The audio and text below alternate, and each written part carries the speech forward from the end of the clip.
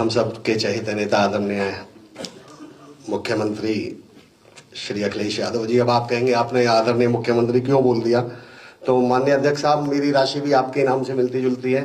आपके मुंह से भी एक बार अवधेश जी के लिए पूर्व विधायक निकल गया था तो वो एमपी बन गए थे, तो मेरे मुंह से भी मुख्यमंत्री निकला है, तो जरूर मैं भावी मुख्यमंत्री जी से साफ बात कर रहा हूं। और सच्चाई तो ये है साथियों कि अगर मुझे 1% भी आइडिया होता कि मेरा ऐसा सौभाग्य होगा कि मैं इस मंच पर बोल पाऊंगा, तो मैं अपनी वाइफ को साथ लेकर आता, उसे भी पता चले बाहर मेरी कितनी इज्जत है।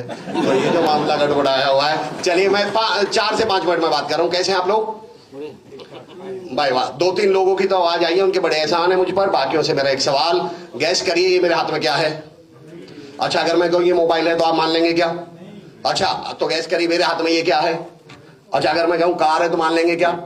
क्यों नहीं मानते? जब मैं कह रहा हूँ ये मोबाइल है तो मानते क्यों नहीं? जब मैं कह रहा हूँ ये कार है तो मानते क्यों नहीं?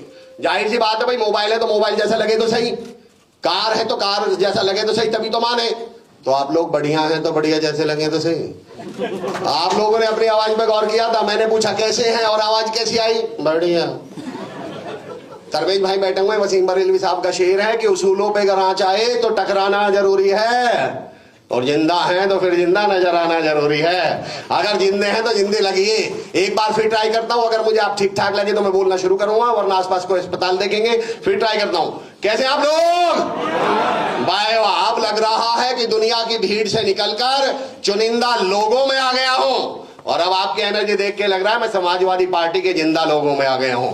तो बातचीत किन से होने वाली है? जिंदा लोगों से। केवल 3 मिनट एक विषय पे बात करूंगा। नवीन भैया ने अभी आंधियों की बात करी, तो मुझसे अध्यक्ष साहब, मुझसे किसी ने, आदरणीय राजकुमार चाचा, मुझसे किसी ने पूछा कि अमर भाई आपकी नजर में मुश्किलें क्या हैं?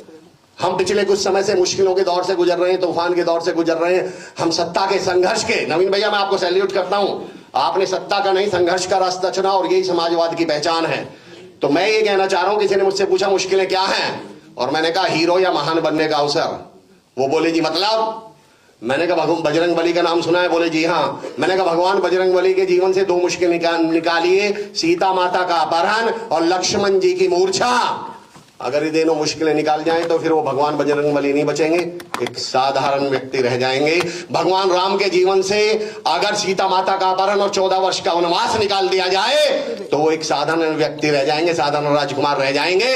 मुश्किलों ने एक को राजा भगवान बजरंग बली बना दिया और एक राजकुमार को भगवान राम बना दिया।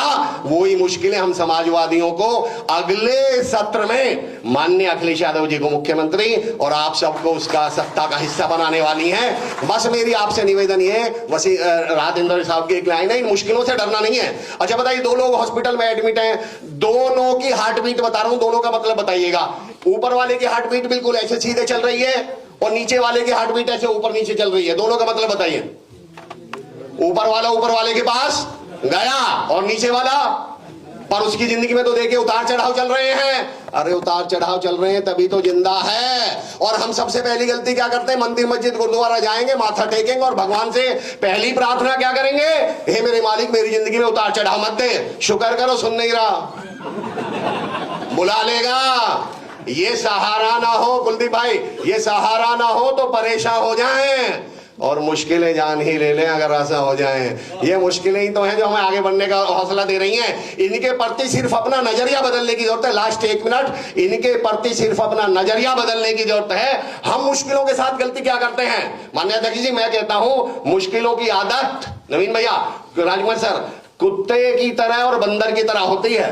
हम गलती क्या करते हैं? कभी आपने देखा बाइक या स्कूटी से जा रहे हो और कुत्ता पीछे पड़ जाए तो हम गलती क्या करेंगे?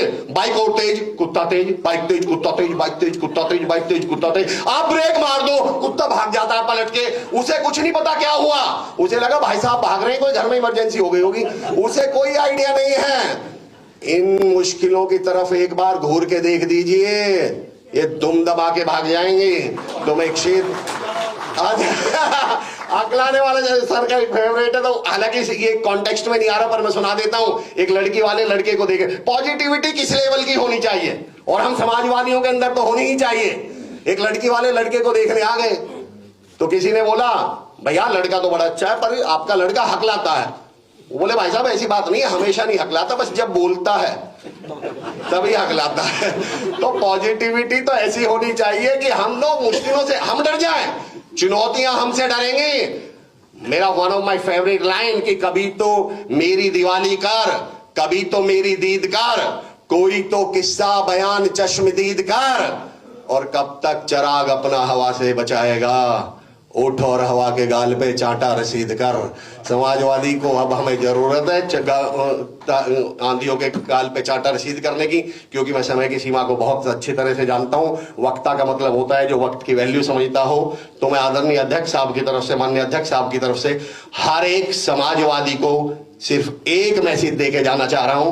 पहली 2 लाइन आप लोगों के लिए, समाजवादियों के लिए माननीय अध्यक्ष जी की तरफ से, और बाकी की 2 लाइन उन चुनौतियों, उन आधियों को जिनको ये गलत फहमी है वो अब की बार हमें रोक लेंगी कि सूरज चांद सितारे मेरे साथ में रहे।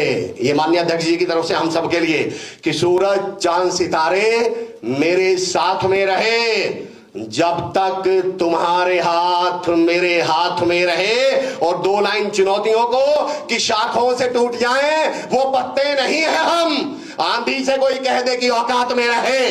2027 में अब की बार हम आंधियों की औकात बताएंगे। बहुत बहुत आभार, बहुत बहुत धन्यवाद, बहुत बहुत धन्यवाद मुझे ये मौका देने के लिए सर। बहुत बहुत शुक्रिया।